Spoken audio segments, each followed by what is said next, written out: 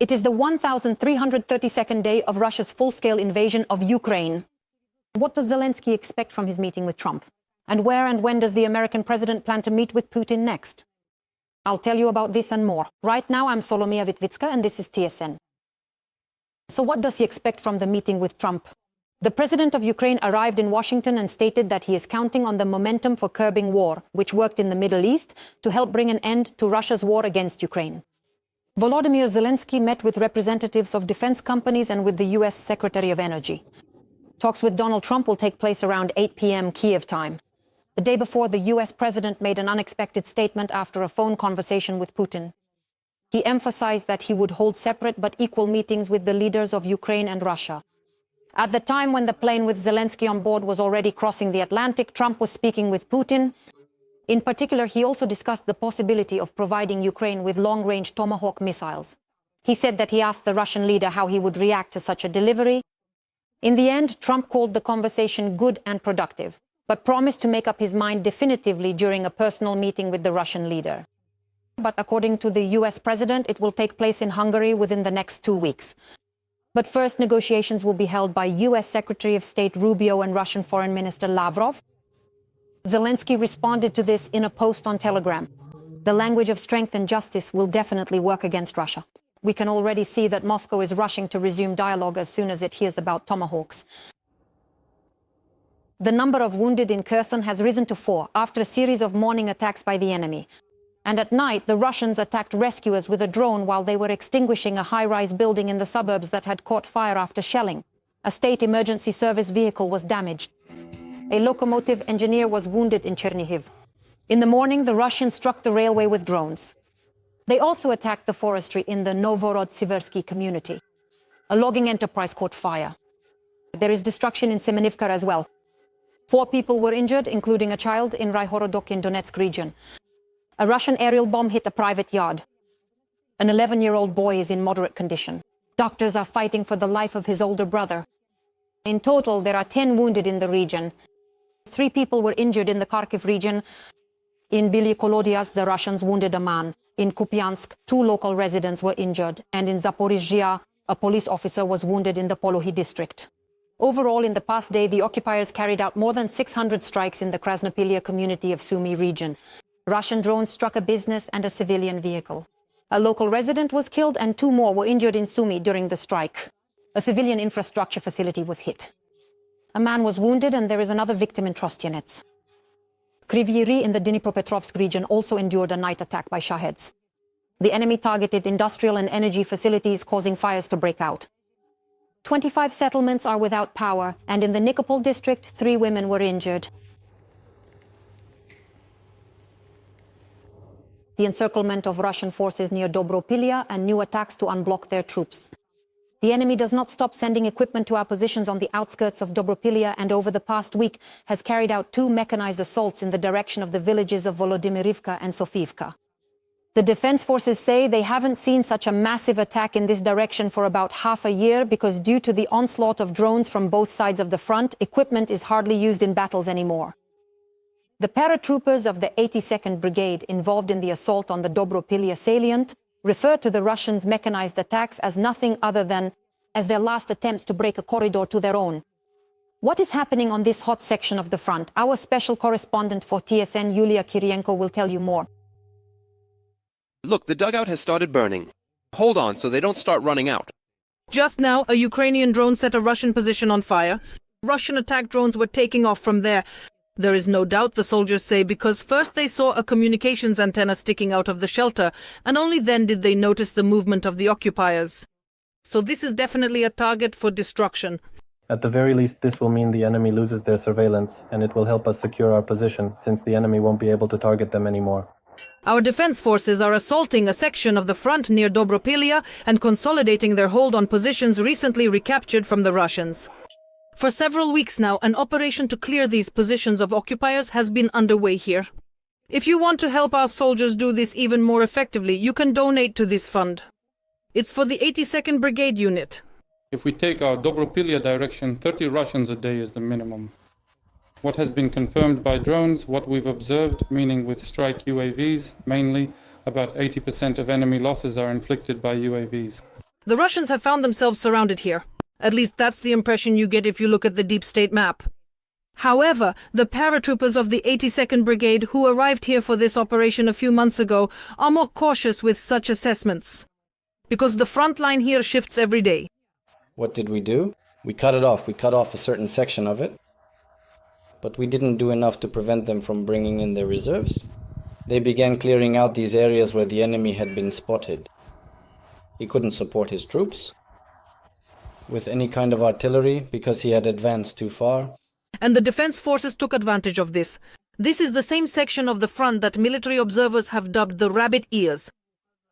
This is what it looked like just 2 months ago when the occupiers launched their breakthrough. They captured the villages of Zoloty Kolodias and Vesele. The commander of the 82nd Brigade's paratrooper battalion shows this on the map. This is one of the units that was redeployed to this direction to push back the occupiers. They significantly advanced from the strategic location of Novotoretsk and successfully crossed the crucial Dobropillya-Kramatorsk highway, which is an absolutely vital supply route. Alexander and Vasil stormed Zoloty Kolodias. The soldiers were mobilized not so long ago and underwent basic military training and have already managed to eliminate more than one Russian near Dobropillya.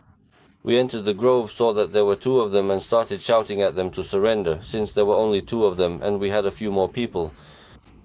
And then they started to run. No shootout happened. I was about 30 meters away from them, shooting at them. Tried to talk, but they didn't want to communicate. Alexander shows his assault rifle. He received it right after completing training at the 82nd Brigade's training center. The Belgian weapon didn't let us down in that battle, says the paratrooper, and it took almost 10 days to assault the enemy and then hold the captured position. The Scar L is Belgian, an assault rifle, a good weapon, very precise.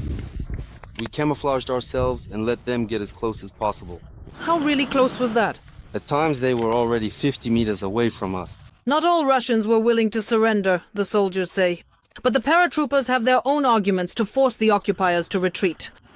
At first they didn't want to surrender, but we have a method we call the argument. It's an explosive, a 12-gram charge. You throw it in and it slowly starts to rise into the sky. We threw in 3 charges, and after the 3rd one, they realized they had to surrender and started shouting, "We surrender, we surrender." That's when the 82nd captured 9 occupiers. That's when they listened to the paratroopers' arguments. Now, on the screen you can also see a burning dugout. The Russians did not surrender, so they remained there. The paratroopers say there is still a lot of work to do in the Dobropillya direction. Enemy infantry has dug in deeply in the forest belts and ravines, and Russian commanders keep sending in fresh troops. In just the past week, the paratroopers have withstood 2 mechanized assaults involving dozens of armored vehicles and hundreds of occupiers. All the equipment burned in the fields near Volodymyrivka, a village that, according to the enemy's plan, was supposed to open a corridor to their encircled forces and allow them to outflank our troops from the rear. But they failed to do so.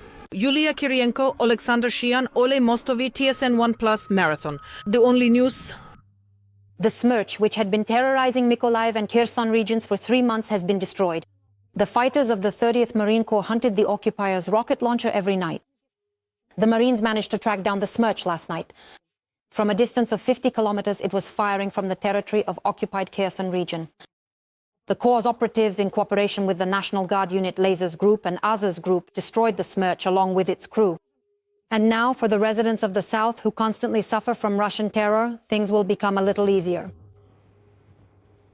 The territory is actually very large. This launcher operates from different locations. It works very efficiently. Just a few shots, and then it disappears, camouflages itself. Last night, a DNR SAV was detected at a firing position. It fired a few shots, after which we already had several teams on standby ready to engage this target. The information was immediately relayed to the National Guard unit. The guys really got on it right away and took care of it.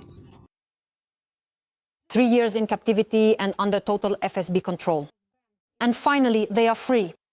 2 of our soldiers, who had been unable to escape occupation for 3 years, have returned to Ukrainian territory. Thanks to the efforts of the Angel Special Unit of the Navy, it was possible to bring back a National Guard fighter who was initially captured after the fighting near Troitske in the Luhansk region, and then ended up in slavery to a local collaborator policeman who, after the Russian occupation, switched to the enemy's side. Another prisoner freed by the Angels was an ATO veteran who did not manage to leave the occupied territory at the start of the full-scale invasion and had been under FSB control all this time. He survived interrogations by Kadyrov's men and torture. Both had their documents taken away and had almost lost hope of returning home. The relatives of the prisoners turned to the office of the military ombudsman, Olha Reshetilova, for help in rescuing them. And finally, both warriors are home. The reunion organized in Kyiv was a surprise for their families. She even went so far as to meticulously organize all the documents and prepare a detailed report for the upcoming meeting. Ploskov really needed to. How exactly should I put it in a more precise way? Be stolen away from that particular location and very, very quickly, because they were in imminent danger.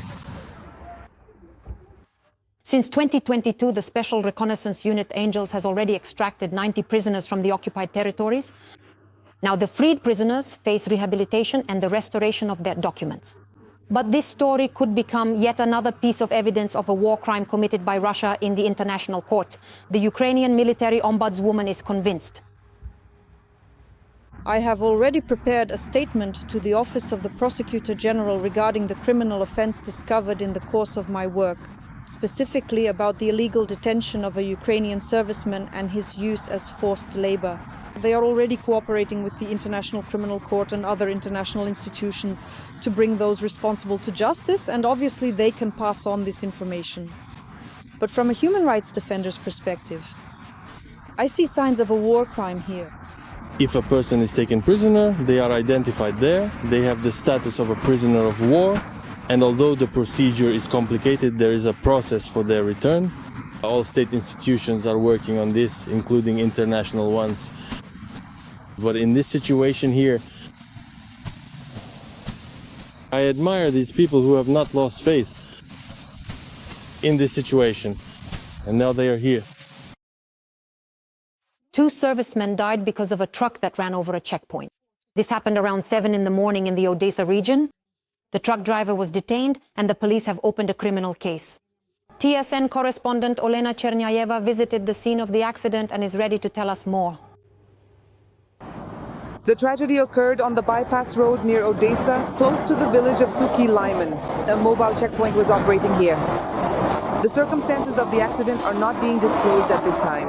It is only known that a truck hit 2 servicemen. They were 34 and 36 years old. One of them died instantly while doctors tried to save the other.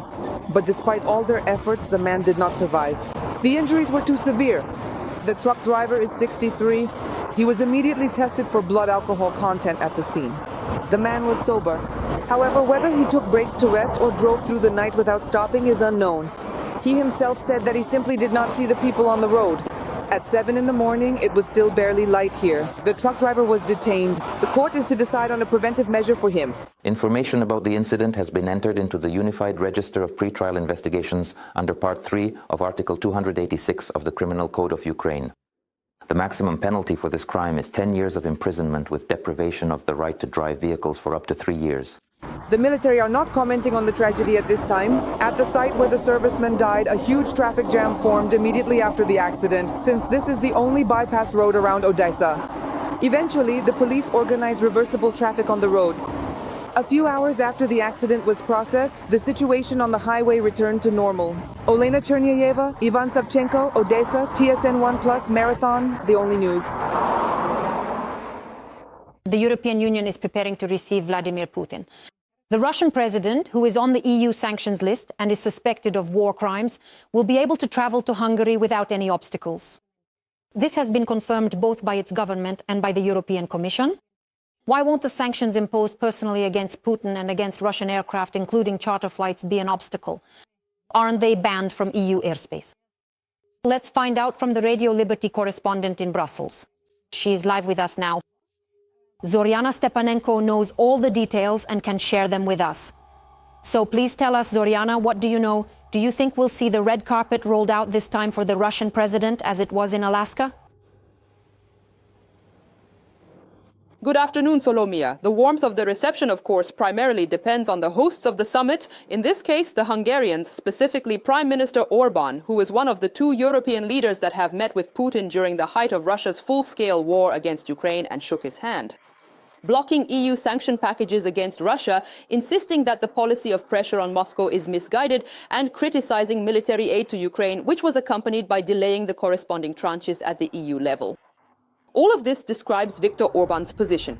Whether he can roll out the red carpet for Putin, no one can say for sure. But of course, many diplomats from other EU countries who commented to us today about the possible summit are very interested in this point, especially considering the effect such a meeting with Putin in Aalst would have. After the news about Budapest as a possible meeting place, Orban has already spoken first with Donald Trump and then with Putin. And it seems the Hungarian Prime Minister, who called his country an island of peace, is proud of the role assigned to it. He said that leaders can count on Hungary and, at the same time, once again criticized the European Union's strategy aimed at strengthening Ukraine. There is no diplomatic channel if we do not keep it open. There will never be peace. Therefore, the most important lesson for Europeans is that what we are doing is wrong. The military strategies are mistaken. We need a peace strategy to help. Now, regarding the legal and inseparably related political aspects. Hungary is in the process of withdrawing from the Rome Statute, which obliges member states to comply with the decisions of the International Criminal Court. For example, to put handcuffs on those whom the ICC has ordered to be arrested. In April of this year, Hungary began the process of withdrawing from the statute. Technically, the process is not yet complete, but that did not stop Budapest from hosting and not arresting the Israeli Prime Minister, who is also being pursued by the ICC, just like Vladimir Putin. However, Hungary, as its top diplomat, Péter Szijjártó, said today, will receive the Russian president with respect and, I quote, will provide him with the conditions for negotiations with the leader of the United States, Trump, and will not, Szijjártó said, coordinate this with anyone. So, what about Brussels, where sanctions have been imposed both against Putin and Russian aviation, including in particular charter flights that are not allowed into EU airspace? Well, the thing is, the entry ban does not apply to the president and top diplomat Sergei Lavrov, who will obviously also be part of the Russian delegation, despite the personal sanctions against them. Only the freezing of their assets in the European Union applies to them, as explained today by the European Commission. So Putin can freely come here. In fact, last year, Lavrov already visited Malta, where he took part in an OSCE meeting. As for planes carrying these officials, the European Commission said that this is at the discretion of individual member states, and theoretically it could apply to their airspace. Regarding the political aspect of the meeting, overall the EU welcomes the intentions of the US president. Any meeting that advances the process of achieving a just and lasting peace for Ukraine is welcomed. You have repeatedly heard us say here that it is long past time for Russia to end its senseless and illegal war of aggression against Ukraine. On the EU side, we are taking all possible measures to support Ukraine as well as to weaken Russia's ability to wage war.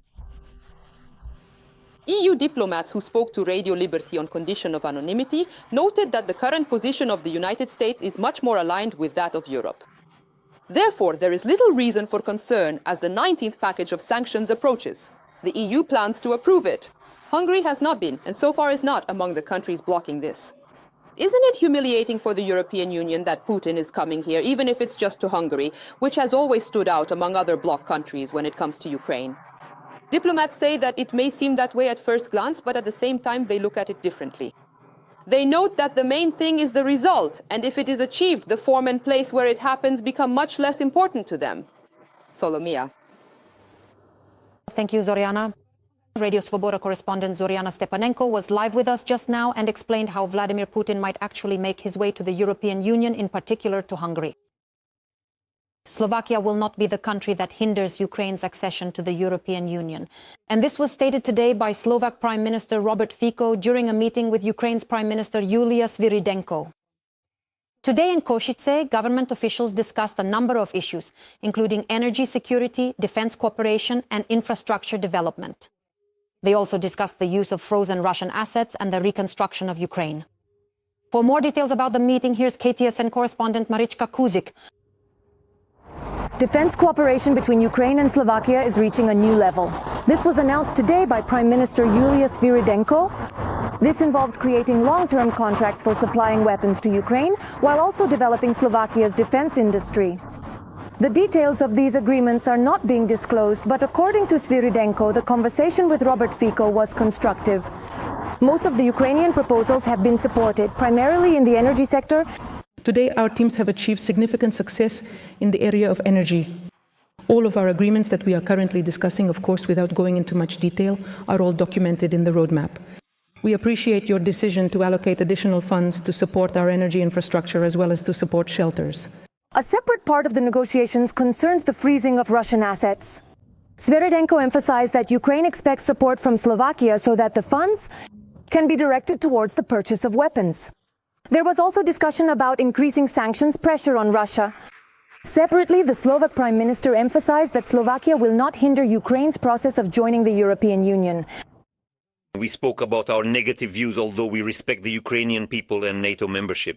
On the other hand, we clearly and firmly say yes to the European ambitions related to membership in the European Union. We are ready to share all our experience. Fico stated that a so-called roadmap for cooperation with the Ukrainian side is currently being prepared. Today, government officials have already signed a number of documents, in particular on labor migration, technical and financial cooperation, the exchange of premises for diplomatic missions, as well as innovations at border crossing points. The protocols that we signed today between the government of Slovakia and the government of Ukraine state that a border crossing point will be developed between Uzhhorod and Vyshne Nemeke. The pedestrian section of the respective border crossing point is already opening, and the cargo section of the crossing is being expanded. Yulia, Svyrydenko believes it would be appropriate to open a Ukrainian school in Slovakia, since many refugees live here. Fico supported the initiative. Today we agreed that in the city with the largest Ukrainian community of children, namely in Bratislava, we will work on creating a Ukrainian bilingual school, Ukrainian Slovak or Ukrainian Slovak English. In fact, today we have several such scenarios. Robert Fico stated that he aims to be a good neighbor to Ukraine, but at the same time wants to maintain normal relations with all countries, including Russia. Despite this, both prime ministers described the talks as constructive and said they were satisfied with the results. From Slovakia, Marička Kužič, Andriy Popović, TSN1+, Marathon. United News,